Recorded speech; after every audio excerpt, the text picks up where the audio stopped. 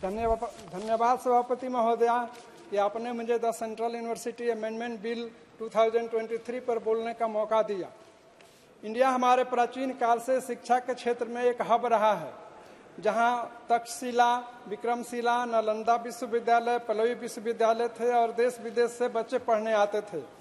लेकिन आज ऐसा क्यों हो रहा है कि हमारे देश के बच्चे भारी संख्या में दूसरे देशों में जाकर पढ़ रहे हैं और पलायन कर रहे हैं।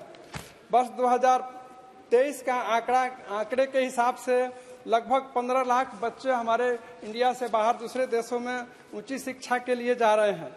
इसके संबंध में मेरा ये कहना है कि इस सेंट्रल यूनिवर्सिटी बिल में मैं ये सुझाव दे रहा हूं कि सेक्शन 2 के सब सेक्शन 3G में जो कॉर्पोरेट वर्ड का उपयोग किया गया है उसे बदलकर सेंट्रल गवर्नमेंट कर दिया जाए महोदया।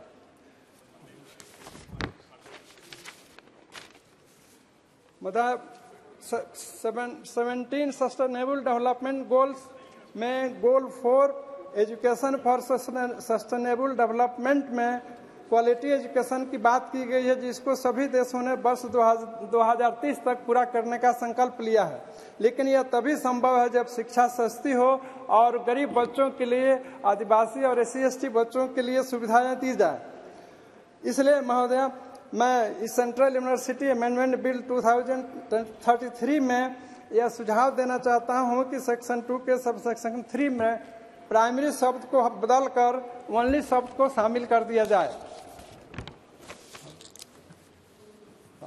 महोदया, हमारे माननीय मुख्यमंत्री बिहार के श्री नीतीश कुमार जी पटना विश्वविद्यालय को सेंट्रल यूनिवर्सिटी का दर्जा दिलाने के लिए पिछले 18 वर्षों से भारत सरकार से निवेदन कर रहे हैं।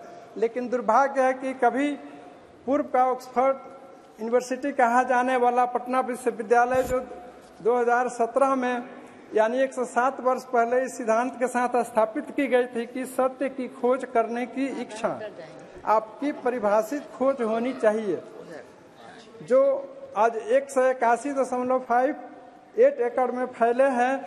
यह भारतीय उपमहाद्वीप का 7वां सबसे पुराना विश्वविद्यालय है, लेकिन इसको सेंट्रल विश्वविद्यालय का दर्जा अभी तक नहीं दिया गया। ये दुख की बात है महोदया, जिसे नैक ने भी 2019 में B+ ग्रेड का दिया था, फिर भी ध्यान नहीं दिया गया था। माननीय मंत्री जी से आपके द्वारा मेरा आग्रह है कि मंत्री जी भी बिहार से पूरी तरह से वाकिफ हैं, इसलिए उनसे निवेदन होगा कि सेंट्रल यूनिवर्सिटी देने के दर्जा का हम लोगों के निवेदन को और आवेदन को स्वीकृत करें।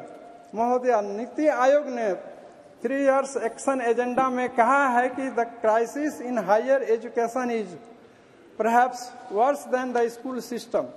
नीति आयोग के अनुसार कुछ सरकारी यूनिवर्सिटी को हाई फंडिंग किया जाए ताकि वहां सुविधा बढ़े और गरीब बच्चे भी पढ़ें। महोदया, डॉक्टर अंबेडकर साहब जिनका आज परिनिर्वाण दिवस भी है, मैं उनको नमन करते हुए मैं उनकी एक कोट कर रहा हूं, जो उन्होंने कॉन्स्टिट्यूएंट असेंबली में कहा था कि knowledge is the basis of human life. To ensure the intellectual capacity of the students also efforts should be made to increase their intelligence. अतः उपयुक्त सुझावों के साथ साथ मैं इस बिल का समर्थन करते हुए महोदय मैं अपनी बात को समाप्त करता हूँ। विराम देता हूँ। श्री BV पाटिल जी। ये अवसर देने के लिए आपका बहुत बहुत धन्यवाद। केंद्रीय विश्वविद्यालय संशोधन विधेयक 2023 शीर्षक वाला ये नया विधेयक तेलंगाना